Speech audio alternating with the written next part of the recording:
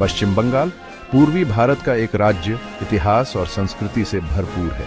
इसके पूर्व में बांग्लादेश, उत्तर में नेपाल और भूटान और पश्चिम और दक्षिण में भारतीय राज्य ओडिशा, झारखंड, बिहार, सिक्किम और असम है। गंगा नदी लाखों लोगों की जीवन रेखा पश्चिम बंगाल के बीचों बीच बहती है। इसके उपजाऊ मैदानों को पोषित करती है।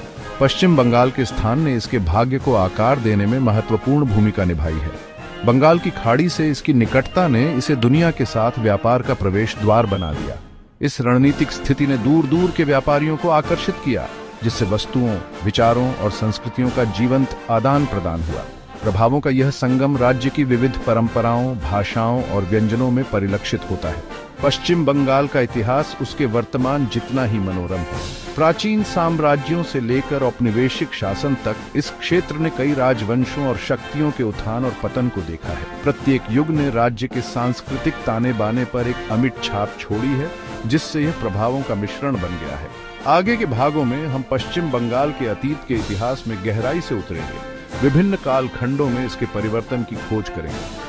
हम इस्लाम के आगमन, मुगल काल की भव्यता, यूरोपीय उपनिवेशवाद के आगमन और अंत में स्वतंत्रता की शुरुआत और विभाजन के कड़वे मीठे अनुभव से होकर गुजरेंगे। बंगाल में इस्लाम के आगमन ने इसके इतिहास में एक महत्वपूर्ण मोड़ ला दिया। मुस्लिम शासकों ने अपना अधिकार स्थापित किया, अपने साथ नई प्रशासनिक व्यवस्था, स्थापत्य शैली और सांस्कृतिक प्रथाएं लेकर आए। इस क्षेत्र ने इस्लामी कला की स्थापत्य प्रतिभा को प्रदर्शित करते हुए भव्य मस्जिदों, मकबरों और महलों का निर्माण देखा। मुगल साम्राज्य के तहत बंगाल व्यापार और वाणिज्य के केंद्र के रूप में फला फूला। साम्राज्य के कुशल प्रशासन और आर्थिक नीतियों ने समृद्धि और विकास के दौर को बढ़ावा दिया। बंगाल रेशम, सूती वस्त्रों और कृषि उत्पादों के उत्पादन के लिए जाना हुआ, जिसने दुनिया भर के व्यापारियों को आकर्षित किया।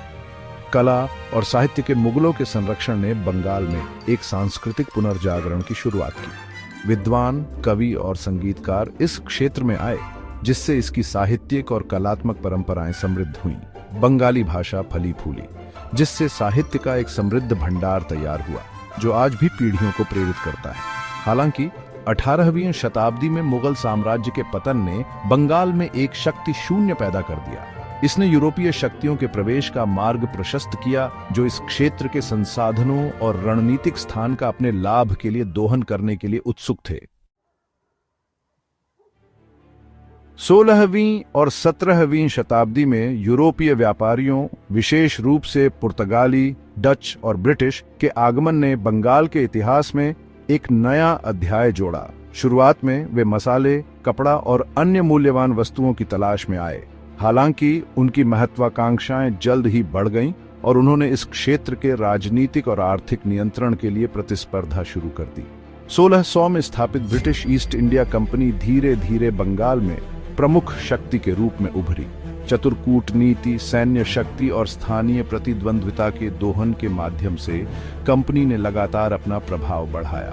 1757 में प्लासी का युद्ध, जहां अंग्रेजों ने बंगाल के नवाब को हराया, एक निर्णायक क्षण साबित हुआ, जिसने इस क्षेत्र पर ब्रिटिश आधिपत्य का मार्ग प्रशस्त किया। ब्रिटिश ईस्ट इंडिया कंपनी के शासन ने बंगाल की अर्थव्यवस्था और समाज को बदल दिया।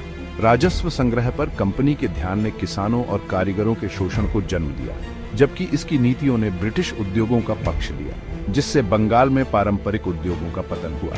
इस काल में बंगाल में पश्चिमी विचारों और शिक्षा से परिचित एक नए शिक्षित मध्यम वर्ग का उदय भी देखा गया। यह नवजात बुद्धिजीवी वर्ग उस राष्ट्रवादी आंदोलन को आकार देने में महत्वपूर्ण भूमिका निभाएगा, जो अंततः भारत की स्वतंत्रता की ओर ले जाएगा। 20वीं शताब्दी में गति पकड़ने वाले भारतीय स्वतंत्रता आंदोलन का समापन 1947 में ब्रिटिश शासन से भारत की स्वतंत्रता के रूप में हुआ। हालांकि इस महत्वपूर्ण अवसर को धार्मिक आधार पर बंगाल के दुखद विभाजन द्वारा भी चिह्नित किया गया था। हिंदू बहुल पश्चिम बंगाल भारत का एक राज्य बन गया, जबकि मुस्लिम बहुल पूर्वी बंगाल पाकिस्तान का हिस्सा बन गया, जो बाद में 1971 में बांग्लादेश बना। विभाजन के कारण मानव इतिहास में सबसे बड़े सामूहिक प्रवासों में से एक हुआ, जिसमें लाखों हिंदू, मुस्लिम और सिख नव निर्मित सीमाओं के पार विस्थापित हुए। विभाजन के साथ व्यापक हिंसा और सांप्रदायिक दंगे हुए, जिससे भारत और पाकिस्तान दोनों के सामाजिक ताने बाने पर गहरे घाव हो गए।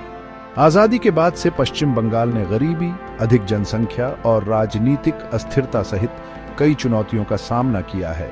हालांकि राज्य ने शिक्षा, स्वास्थ्य सेवा और उद्योग जैसे विभिन्न क्षेत्रों में भी महत्वपूर्ण प्रगति की है। पश्चिम बंगाल की समृद्ध सांस्कृतिक विरासत, साहित्यिक परंपरा और बौद्धिक जीवंतता फलती फूलती रही है। जैसे ही हम पश्चिम बंगाल के लंबे और आकर्षक इतिहास पर विचार करते हैं, हमें इसके लोगों के लचीलेपन और इसकी संस्कृति की स्थायी शक्ति की याद आती है। प्राचीन काल से लेकर आधुनिक युग तक पश्चिम बंगाल ने भारतीय उपमहाद्वीप के भाग्य को आकार देने में महत्वपूर्ण भूमिका निभाई है। इसकी कहानी मानवता की अदम्य भावना, चुनौतियों से उबरने की उसकी क्षमता और प्रगति और ज्ञान की उसकी स्थायी खोज का प्रमाण है।